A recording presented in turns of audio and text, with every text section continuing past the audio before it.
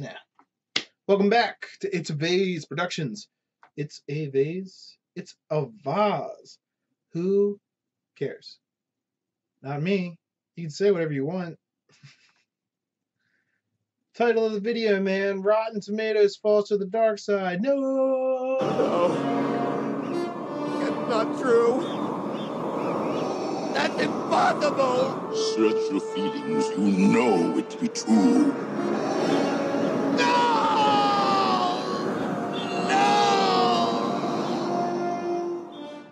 The way that they've done it and the timing when they've done it is incredibly suspicious.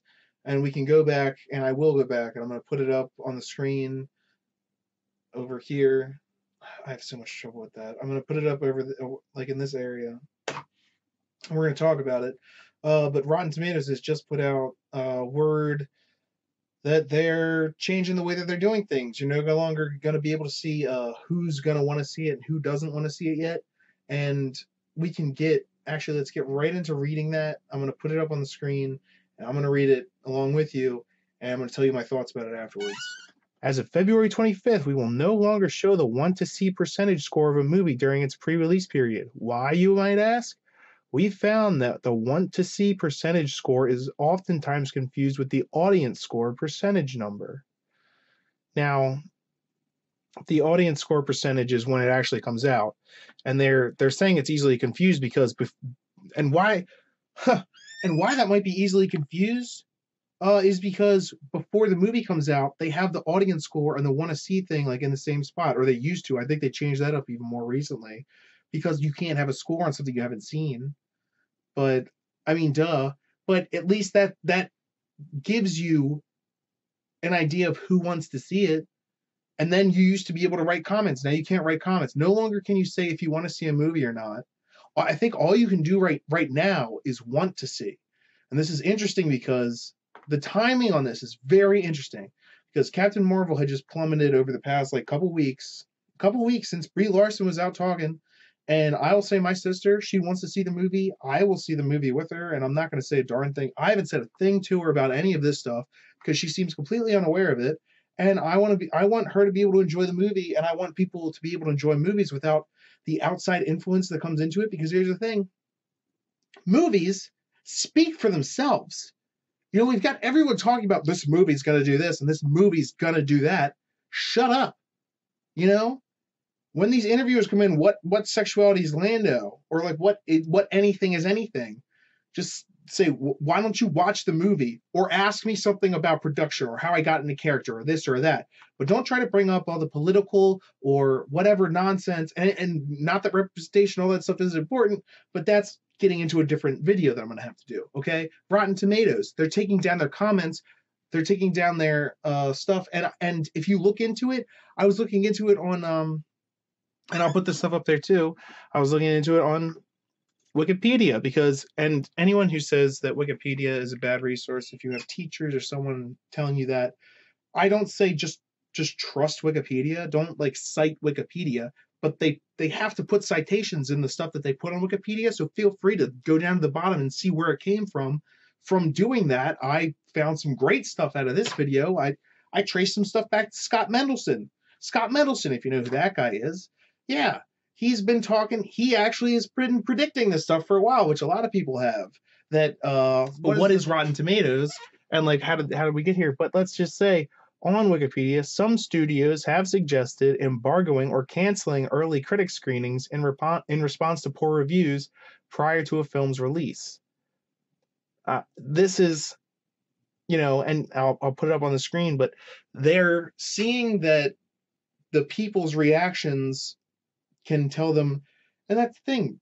And Scott Mendelson, I'll put his thing up. But the entire thing that he's talking about, his title is Rotten Tomatoes, Netflix, Rotten Tomatoes, Netflix, and a perfect storm that dooms Hollywood. Scott Mendelson, senior contributor, media and entertainment. I cover the film industry. So in our title and in who's writing it, we've learned a couple things.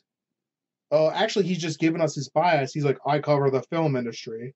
So he's saying that Rotten Tomatoes and Netflix are a perfect storm that dooms Hollywood. He writes for Hollywood. So what do you think we're going to see in the rest of this thing? Yeah, he's basically blaming Netflix and Rotten Tomatoes for like the woes. And when he goes into it, he's like, normally for Rotten Tomatoes, critics like me have the ability to do this. And I think it's terrible that it's so, far away. People think that the audience score and the critics score are like the same thing. They're right next to each other. Why are they right next to each other? Shouldn't the critics score be way bigger?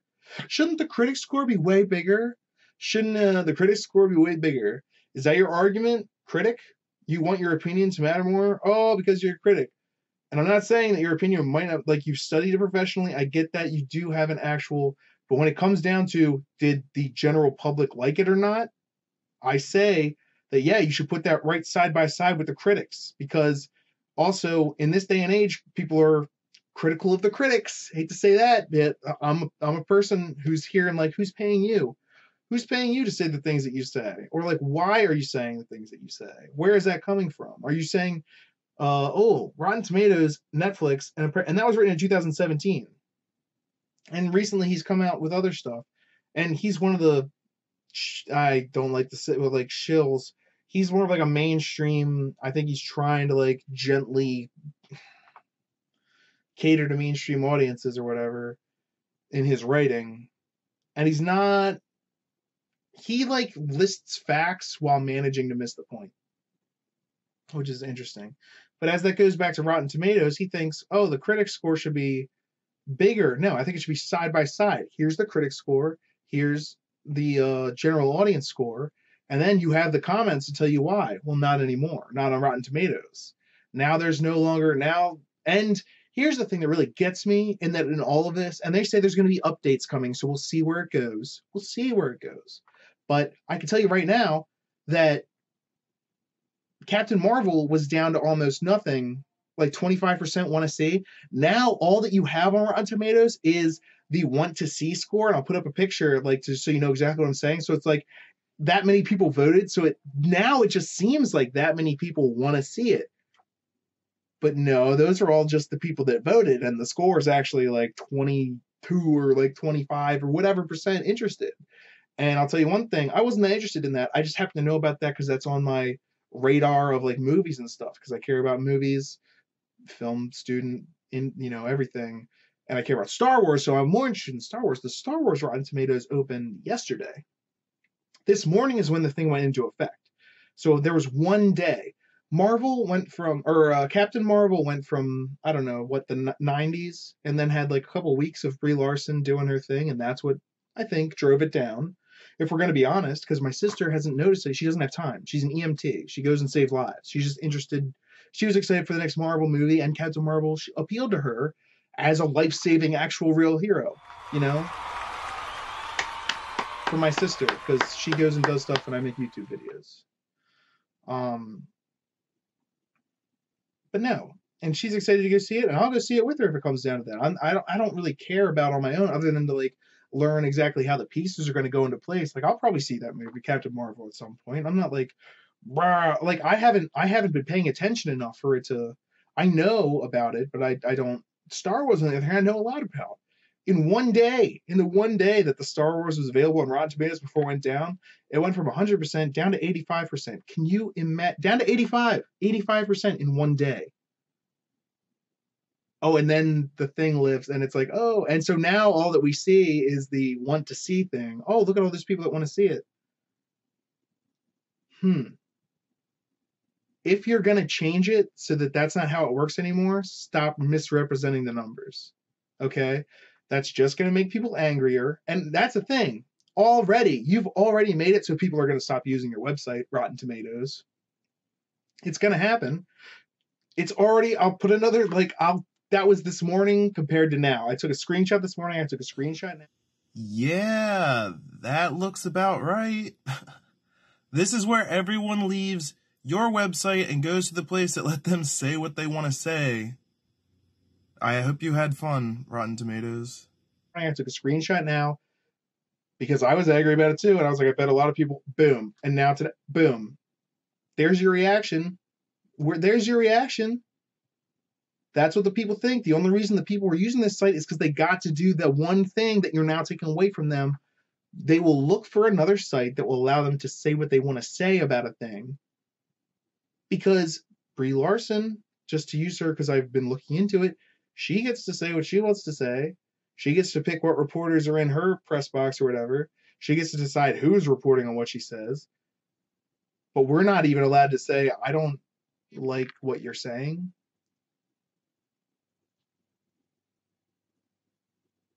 And good heavens, I haven't even said a thing about race or gender up until this point, but like bring that into it. Well, you're just a white male. Holy crap, that was what none of this was about. I don't know if you were paying attention. It's about everyone having an equal voice and then them taking that away. And critics, yes, you maybe went through some to be a critic, but everyone's been through some.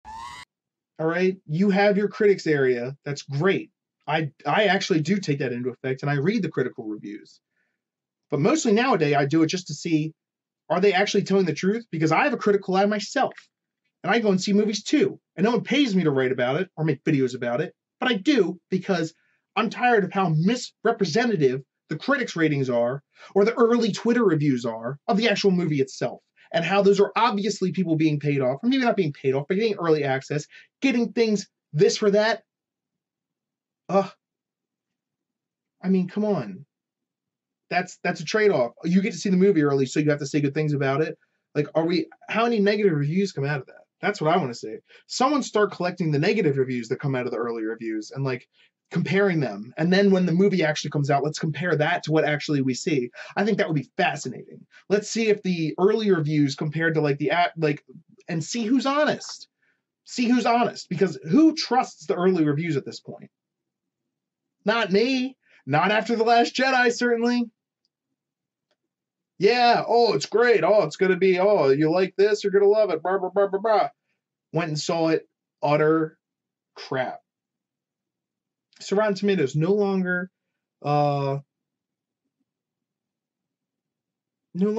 taking what you think into consideration. They won't actually, no, they don't care.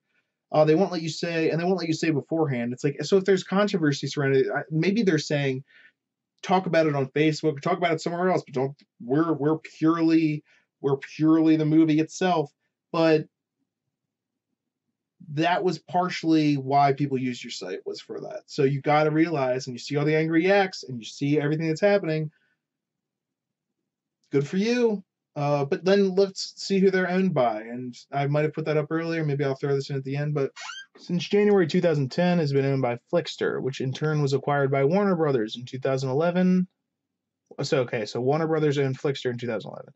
2016, Rotten Tomatoes and its parent site Flixster were sold to Comcast. So Comcast Fandango. So they're under Fandango, under Comcast, because everything's a parent company.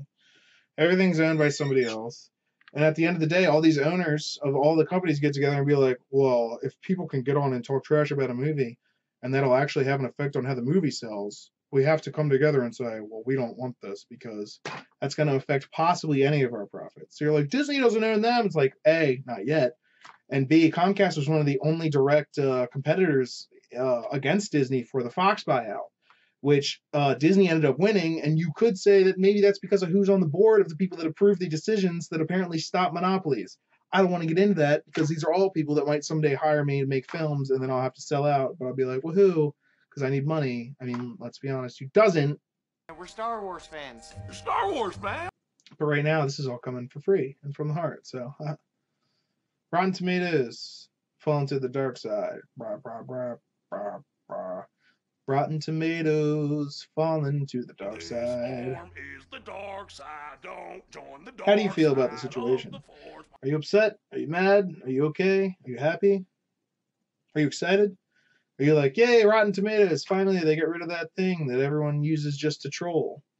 And I would say that was one of the things that they actually included in their statement was, we don't want people trolling anymore. It's like, some people just troll. And I'm like, that starts with trolls and then people feed it, but then it's now become the natural way that people react. It seems to me on like social media and stuff, it's like you have to attack or be defend you, like you have to stand for something or not, because then otherwise someone comes in and gets you, and it's like, okay, stop, hold on, where's this coming from? Because I just wanted the movie to be good.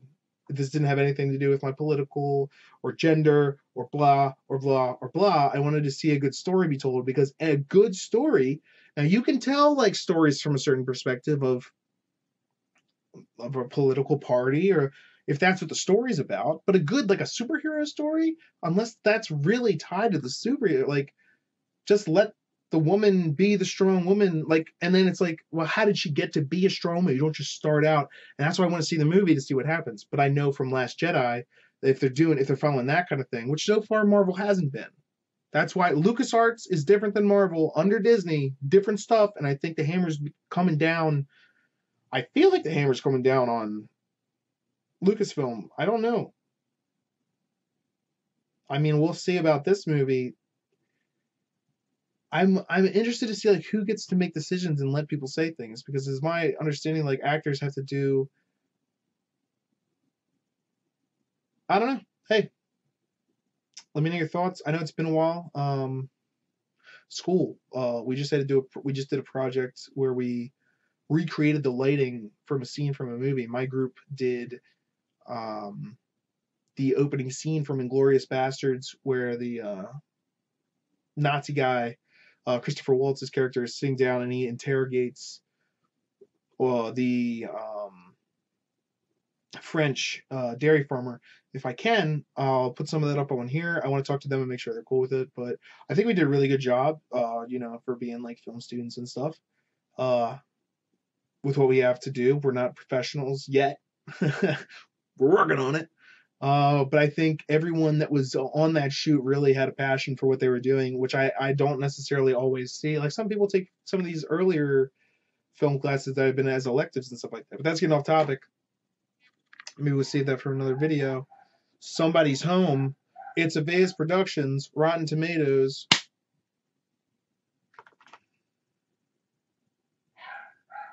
Out. What do you think, guys? Did you like the glass? I was trying to do the dark side motif from the last time.